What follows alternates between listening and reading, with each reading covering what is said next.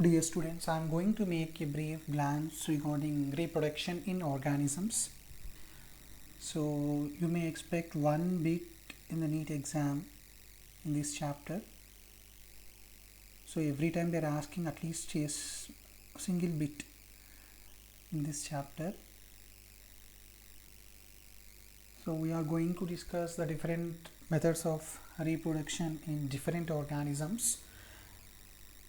So you already know about the reproduction in organisms in detail in the previous classes. Here we are going to discuss highlights of the reproduction in organisms as far as concerned with the objective. So coming to here. First of all, what is reproduction? So reproduction is a biological process that is exhibited by all the living organisms in order to produce the new progeny, offspring from the parents. And this reproduction is a fundamental feature for all the living organisms to continue their race so that species wouldn't have become extinct. So there are several advantages of the reproduction. Reproduction mainly helps to maintain the number of individuals of a species, and this reproduction process also helps in the survival of the species and prevents their extinction. It also leads to the evolution of the species in the long run. So these are the main advantages of the reproduction process. Reproduction also important process in maintaining the stability in the ecosystem and for the continuation of life on the earth. So basically reproduction is a biological process in which an organism can produce the young ones or the offsprings similar to itself. This is called reproduction.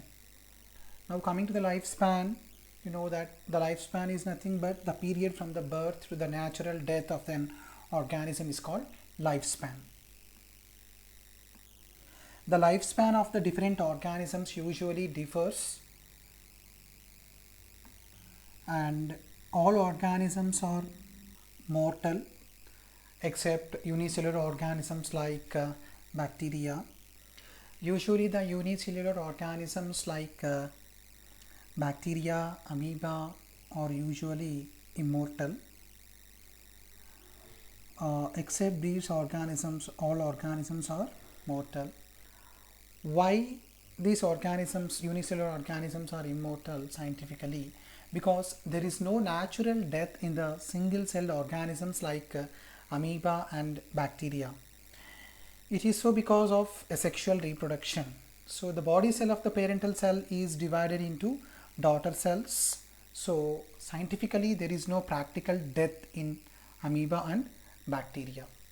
So all organisms are mortal except unicellular organisms.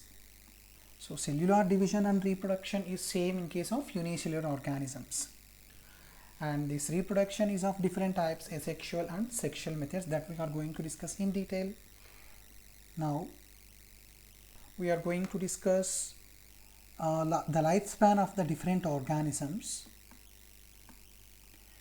So the lifespan of all the organisms are not same, that you know already. So if you see here the different types of organisms which are having different lifespans.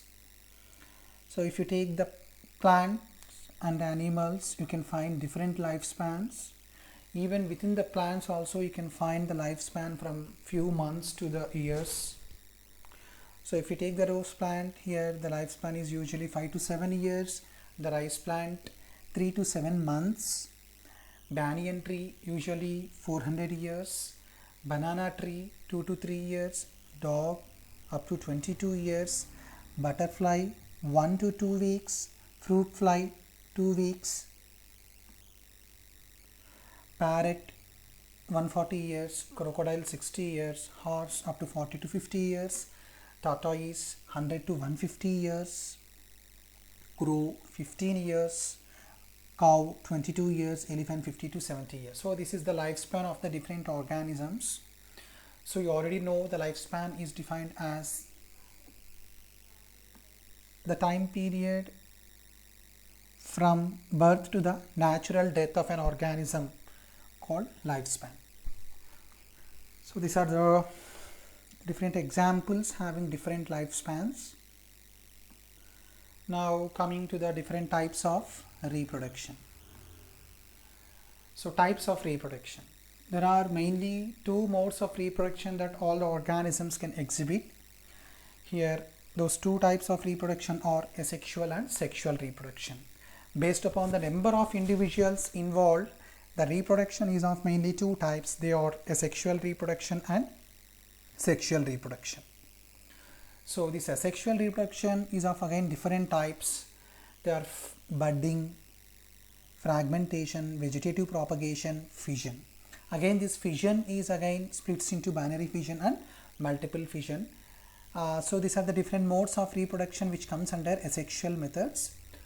And sexual reproduction, here two individuals are involved in case of sexual reproduction, but in case of asexual reproduction a single individual is involved to produce the progeny.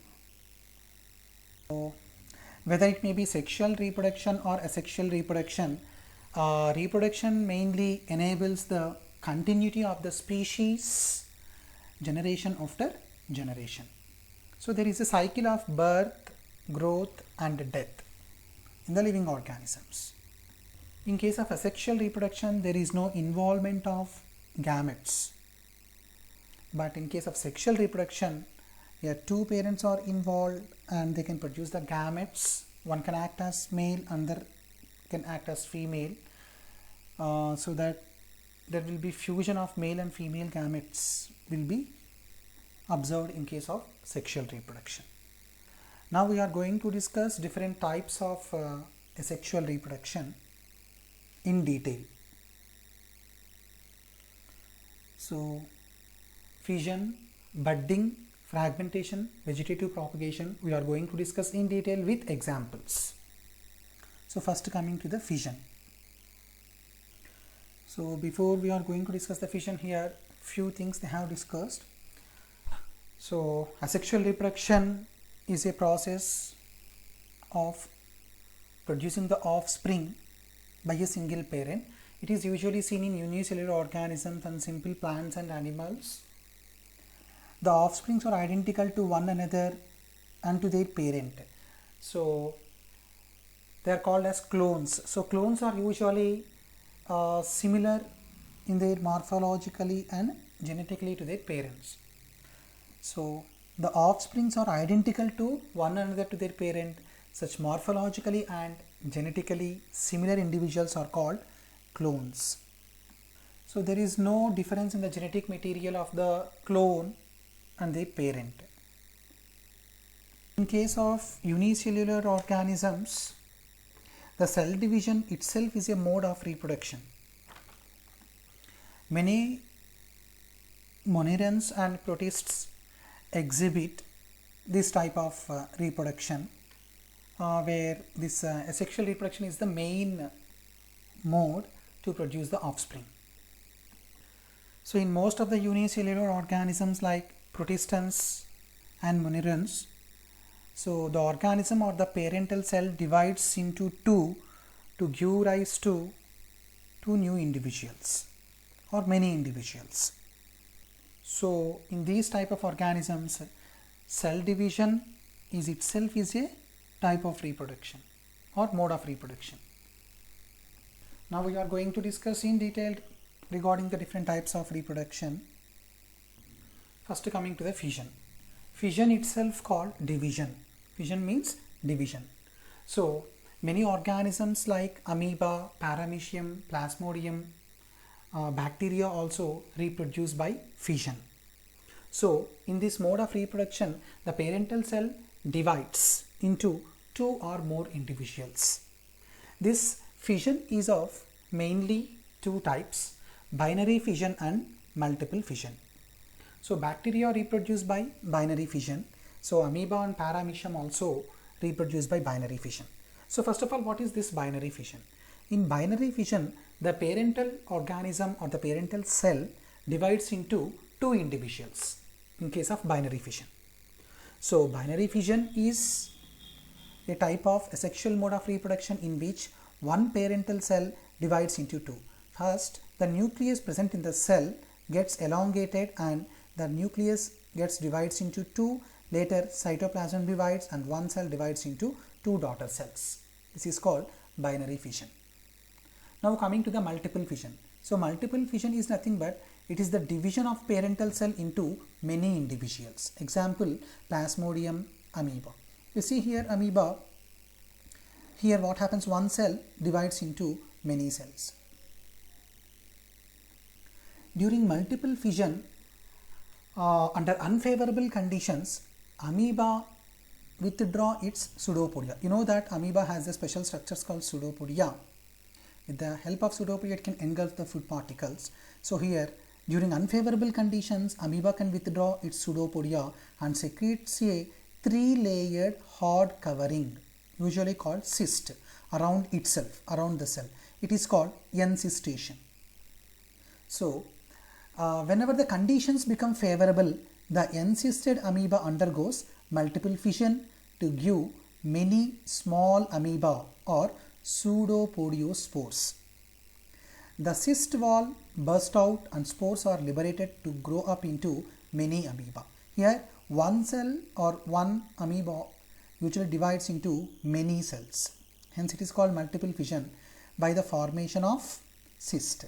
So, this process is called sporulation because they can form the pseudopodiospores.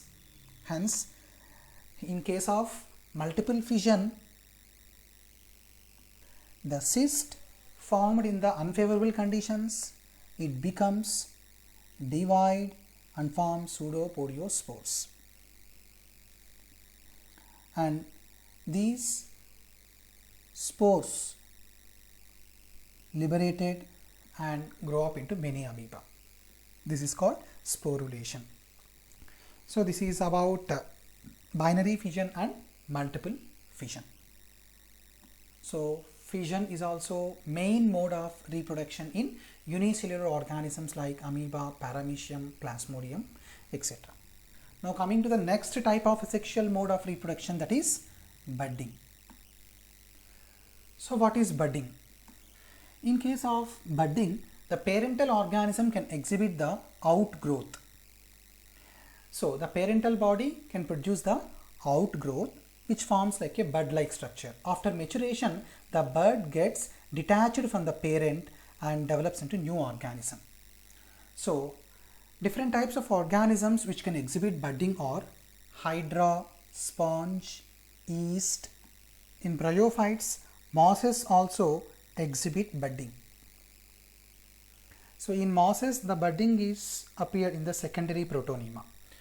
So budding usually found in different types of organisms like hydra, sponge, yeast, mosses. Here this is the best example for the yeast. Here if you see the structure, this is the parental cell. Here you can find the bud. This bud gets detached from the cell and develops into new organism or new cell, yeast. In case of hydra also, if you see here, a small structure that is bud is formed. The bud gets detached from the parent and develops into new organism. In case of hydra. In case of sponges, internal buds are formed. So the internal buds which are formed in the sponges are called gemmules. So gemmules are the internal buds found in the sponges and are involved in the asexual reproduction. Gemmules are usually asexual reproduced mass of cells that is capable of developing into new organism. So sponges reproduce asexually by gemmules. Now coming to the next mode of reproduction, that is fragmentation. So different types of organisms like fungi, hydra, planaria exhibit fragmentation. So in fragmentation, what happens? The parental body breaks into number of small fragments, and each small fragments grows and develops into an adult organism. So this is called fragmentation. Here the organism divides into two and each develops into new organism. Here in case of fragmentation, the parental organism divides into pieces and each piece or each fragment develops into adult organism. So this is the simplest form of asexual reproduction exhibited by many organisms like Hydra and fungi. Now coming to the next mode of reproduction, that is vegetative propagation. The term vegetative propagation is usually represented to the plants.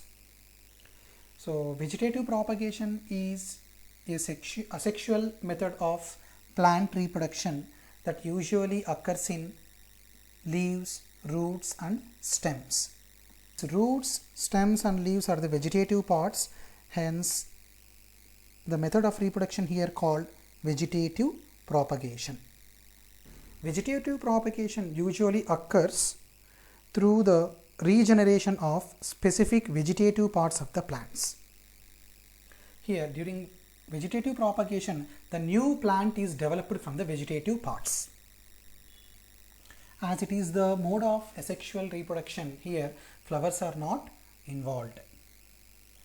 Vegetative propagules usually arise from the stem. Vegetative propagules are the units of vegetative propagation. Some of the vegetative structures which are formed from the stem or the aerial parts develops into new organism.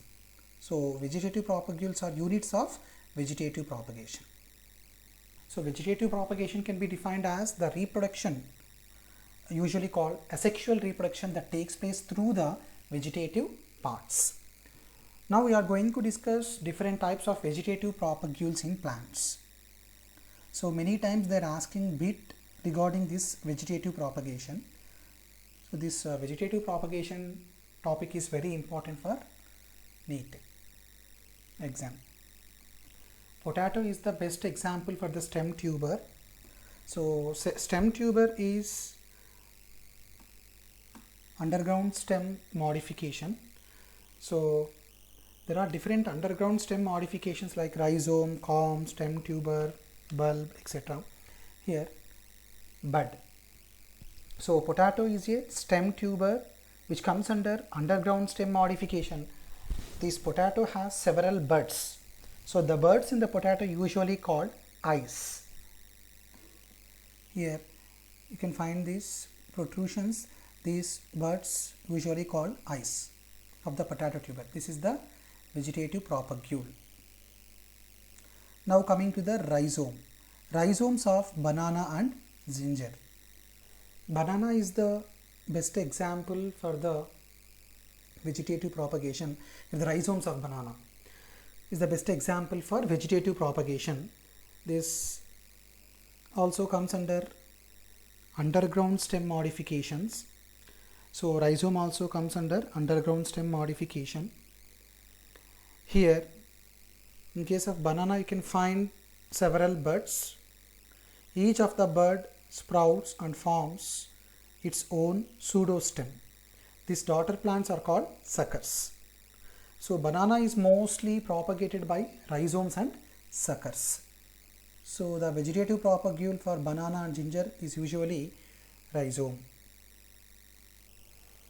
Rhizomes are stems which grow horizontally under the ground. In ginger, the underground stems are swollen with food reserves. Here you can find the buds which develops into new plant. So buds and rhizomes arise from the nodes of the modified stems. These are the nodes. Each node develops into new plant. The nodes when these nodes come in contact with soil or water, they produce roots and develop into new plants. Now coming to the adventitious buds of bryophyllum. These adventitious buds usually arise from the notches at margins of leaves. So this is the best example for the leaf modification. So these are all epiphyllous buds. See, these buds arise from the notches of the leaves, which develops adventitious roots and detach from the parental plant and develops into new plant. So these adventitious buds are the best example for the vegetative propagules. Now coming to the bulbil of agave.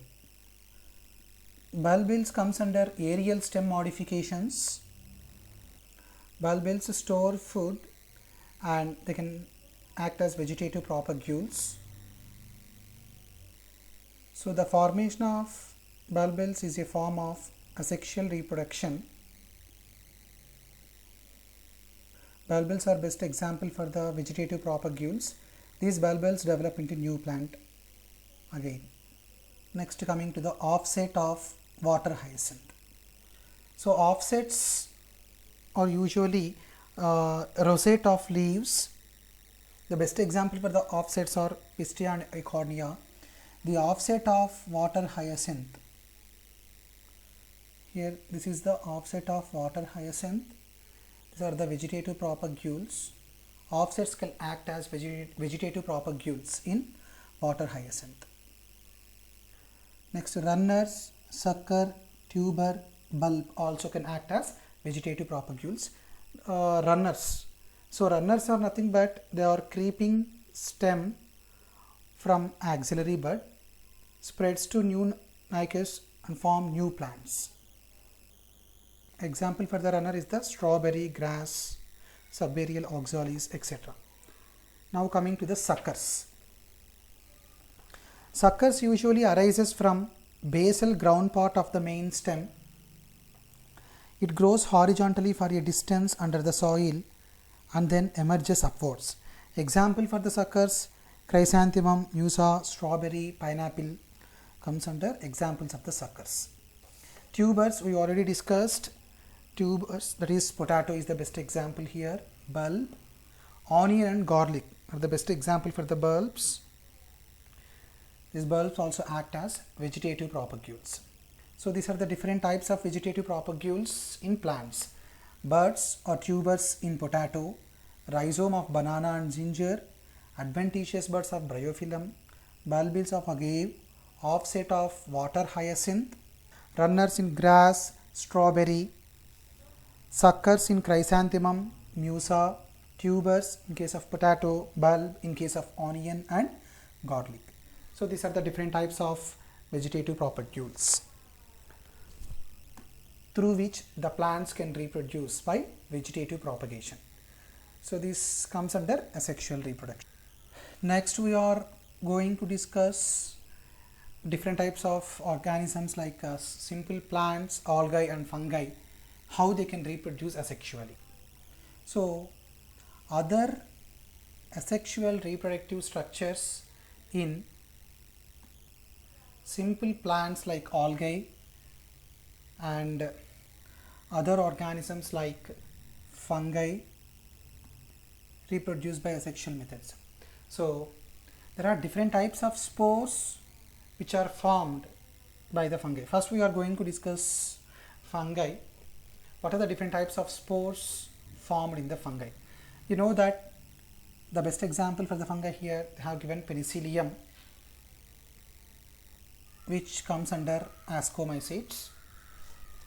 So there are different types of asexual spores which are formed in fungi or conidiospores, sporangiospores. Again these sporangiospores are mainly classified into two groups. They are zoospores and aplanospores. Motile sporangiospores are called zoospores. So zoospores are motile. They are naked, which means the zoospores doesn't have the cell wall.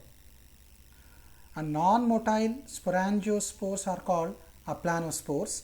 Aplanospores have cell wall. These both aplanospores and zoospores germinate and develop into new organism. So these are the examples of the asexual reproductive spores. These spores are produced mainly by algae and fungi. Algae can reproduce by zoospores.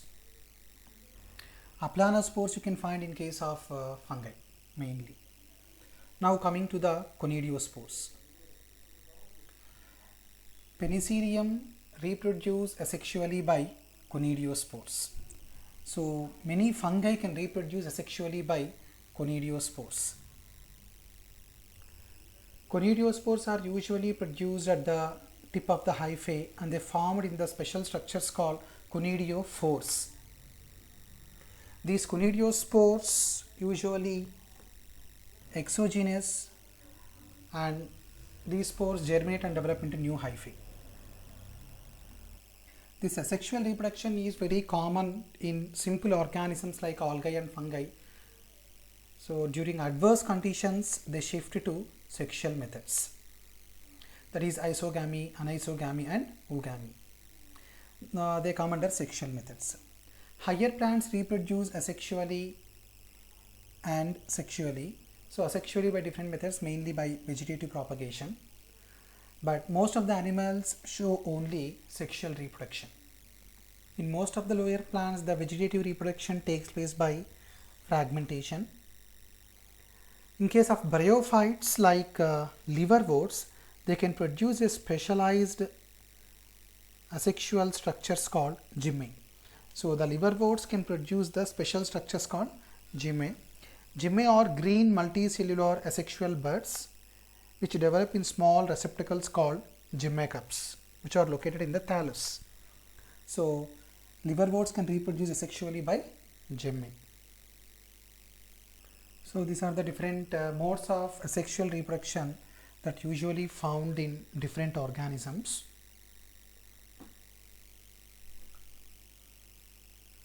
In the next class we are going to discuss different organisms, how they can reproduce by sexual methods. So you should mainly concentrate on vegetative reproduction, that is asexual reproduction by vegetative propagation in plants, and what are the different types of asexual spores. So these two topics are very important in this asexual reproduction.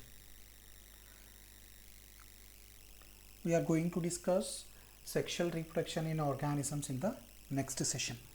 Thank you.